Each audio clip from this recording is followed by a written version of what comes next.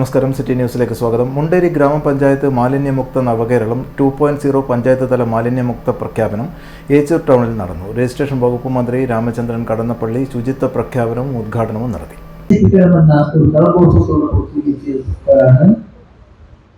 നമ്മുടെ ഗ്രാമപഞ്ചായത്ത്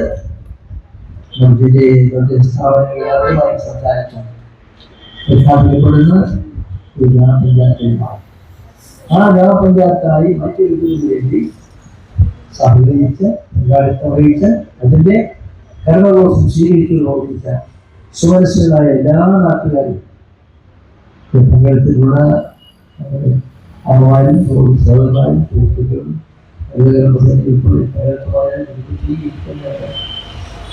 അതെല്ലാം അതെല്ലാം തന്നെ ഞാൻ അഭിവാദം ചെയ്യുന്നു.